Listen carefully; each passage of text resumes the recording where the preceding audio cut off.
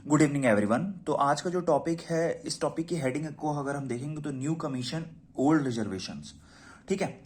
Generally इस commission ने बताया क्या है, अगर इसका हम फर्स्ट लाइन देखें, BJP in the opposition called the Raghunath commission recommendation anti national, move to setup similar body defies comprehension. ठीक है। तो क्या हुआ था, एक कमीशन आई थी। ठीक है। ये कमीशन आई क्यों, हम उसकी बात करते हैं। तो ये कमीशन 2004 में जब इलेक्शन होना था तो उस समय एक मैनिफेस्टो जारी हुआ था कांग्रेस की तरफ से। उन्होंने कह दिया था कि अगर हम इलेक्शन में आएंगे तो हम माइनॉरिटी और मुस्लिम्स के लिए कुछ ना कुछ एक्स्ट्रा करेंगे। ठीक है। तो क्या हुआ, 2004 का इलेक्शन हुआ, लोकसभा इलेक्शन, उसमें कांग्रेस जीत गई। तो अब इन पे प्रेशर आ गया कि जो आपने मैनिफेस्टो में लिखा था उसको आप पूरा करिए। तो इन्होंने एक कमीशन गठित किया। उस कमीशन में 4 लोग थे। देखिए, सबसे इंपॉर्टेंट बात यह है कि जो हमारे इसमें आर्टिकल में जो राइटर हैं जिन्होंने बात कही है, ताहिर महमूद, वो भी उस कमीशन के एक मेंबर थे। यहाँ पे लिखा है, writer is professor law and x member law commission of the India, he was also the member of the Raghunath commission. ठीक है। अब उस समय कमीशन गठित हुई। उस कमीशन में क्या थे, 4 मेंबर थे। First one is Raghunath Mishra, ठीक है, जो चेयर कर रहे थे। उसके बाद आई यही ताहिर महमूद। और ताहिर महमूद इसलिए क्योंकि 2004 में बात जब रखी गई थी तो एक नोटिफिकेशन बात कही गई थी कि जो भी मेंबर आएगा उसमें एक एक्सपर्ट आएगा लॉ का। तो ये लॉ के एक्सपर्ट थे तो इनको ले लिया गया। 2 मेंबर ये हो गए। और एक मेंबर थे स्टेफेंस कॉलेज के प्रिंसिपल अनिल विल्सन, और दूसरे मेंबर थे, यहीं पे लिखा है, मोहिंदर सिंह। ठीक है, Punjab studies scholar Mohinder Singh. 4 member थे। ठीक है। तो 2004 में एक जब इलेक्शन जीत गए तो उनको मैनिफेस्टो लाना पड़ा, उनको एक कमीशन गठित करनी पड़ी, बनाना पड़ा। ठीक है। उसी कमीशन को हम कहते हैं रंगनाथ मिश्रा कमीशन या मिश्रा कमीशन। ठीक है। ये सब बात हुई थी। अब ये प्योरली जो कमीशन था शेड्यूल कास्ट के लिए था। ठीक है। अभी कमीशन का रिकमेंडेशन आया। ठीक है। कमीशन हुई 2004 में। 2004 में जीतने के बाद उनको कमीशन बनाना पड़ा 6 महीने में। फिर कमीशन की रिकमेंडेशन आती है। अब रिकमेंडेशन को देखते हैं, क्योंकि इस आर्टिकल में रिकमेंडेशन नहीं बताया गया है, लेकिन रिकमेंडेशन देखते हैं क्या क्या है। देखिए, रंगनाथ मिश्रा कमीशन का रिकमेंडेशन क्या था। उन्होंने कहा था कि जो टोटल ओबीसी में रिजर्वेशन है 27% का, उसमें क्या किया जाए, मुस्लिम्स को 10% का रिजर्वेशन दिया जाए और क्रिश्चियन जो थे उनको 5% का रिजर्वेशन दिया जाए। मींस 15% का reservation for Muslim and Christian in educational field. ठीक है। मतलब 27 में बात हो रही है, केवल 27 में। ठीक है, क्योंकि ओबीसी में आ रहे हैं। For backward people basic criteria should be educational and economical but not the religious.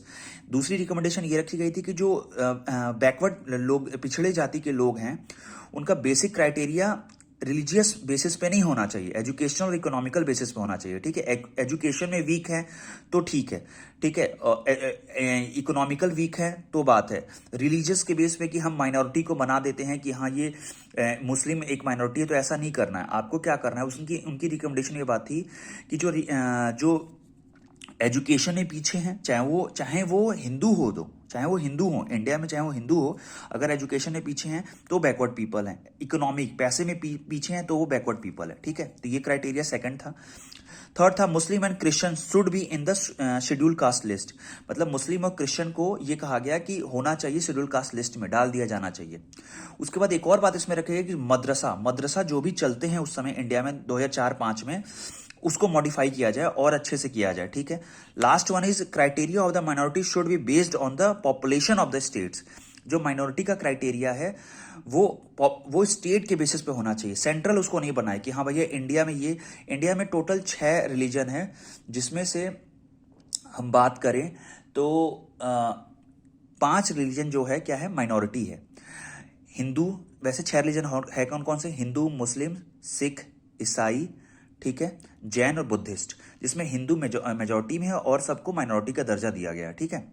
तो ये बताया गया था कि जो ये गवर्नमेंट ने कह दिया है कि भैया 5 माइनॉरिटी है, लेकिन इस रिकमेंडेशन में बताया गया कि स्टेट वाइज डिपेंड होना चाहिए, स्टेट वाइज होना चाहिए। मींस आप देख लो, कहीं ऐसा कोई ऐसा स्टेट है जहां पे मुस्लिम ज्यादा है, तो वहां पे मुस्लिम माइनॉरिटी कैसे हो सकती। उनकी बात ही सही थी। जो सेंटर का रिकमेंडेशन है, जो सेंटर की बात है, गलत है। क्यों?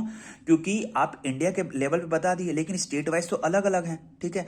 अब हम बात करते हैं जम्मू कश्मीर में मुस्लिम ज्यादा है, तो वहां माइनॉरिटी कैसे हो सकता है। तो ये स्टेट पे डिपेंडेंट होना चाहिए कि हर स्टेट में अलग अलग रिलीजन के लोग रहते हैं, तो जहां रिलीजन ज्यादा है तो वहां उसको मेजॉरिटी बनाओ, और जहां रिलीजन कम है वहां उसको माइनॉरिटी बनाओ। ये सेंटर बेसिस पे नहीं होना चाहिए कि सेंटर ने बता दी कि इंडिया में इतने माइनॉरिटी है, इतने मेजॉरिटी है। कहीं कहीं हिंदू भी बहुत कम है। ठीक है, साउथ में जाओगे तो हिंदू पॉपुलेशन कम है, तो वहाँ उनको माइनॉरिटी बना दो। अब हमने क्या कहते कि मेजॉरिटी हिंदू है, लेकिन साउथ में जाओ तो माइनॉरिटी में है। तो ऐसा कुछ बताएगा ये रिकमेंडेशन। ये रिकमेंडेशन 2007 में आई। इसको 2007 में क्या किया, सबमिट कर दिया गया। ठीक है, यहाँ पे कहीं लिखा है 2007 में इसकी रिकमेंडेशन को सबमिट कर दिया गया था। लेकिन क्या हुआ कि रिकमेंडेशन कभी आज तक एक्सेप्ट ही नहीं हो पाया। 2007 में कांग्रेस की गवर्नमेंट, 2004 में कांग्रेस की गवर्नमेंट आई, 2014 तक रही। ठीक है, लेकिन इतने साल में 4 से 14 तक में इन्होंने एक्सेप्ट नहीं किया, उसको टरकाते रहे, क्योंकि उनको पता था कि अगर हमने ये रिकमेंडेशन एक्सेप्ट कर लिया तो देश में दंगा हो जाए, क्योंकि फिर रिजर्वेशन की बात हो जाएगी। तो वो टरकाते रहे उसको। अब प्रॉब्लम क्या है, प्रॉब्लम ये है कि जो 4 मेंबर थे उसमें 3 मेंबर की तो हो गई डेथ। रघुनाथ मिश्रा की डेथ हो गई है, ठीक है। उसके बाद विल्सन की डेथ हो गई है, और रघुनाथ मिश्रा, विल्सन और मोहिंदर सिंह की डेथ हो गई। केवल यही बचे हैं ताहिर महमूद। तो उन्होंने ही बात बताई है कि इन 4 पैनल में से केवल एक ही ऐसा पर्सन है जो हम हैं, और वो अभी तक हम सर्वाइव कर रहे हैं, और तीनों की डेथ हो गई है। और इनकी मतलब इसमें ये बताया गया है कि ये दुखी हैं, क्योंकि आज तक उसके बारे में कभी ये बात की ही नहीं गई। सरकार ने दबाती 2014 के बाद, आज 22 हो गया, ठीक है, इतने साल में भी कभी ये एक्सेप्ट नहीं किया गया। ठीक है, इस पे बहस ही नहीं हुई। 2004-5 में इस पे बहस हुई, लेकिन वो हमेशा दबा दिया गया, तो कभी उठ ही नहीं पाया ये।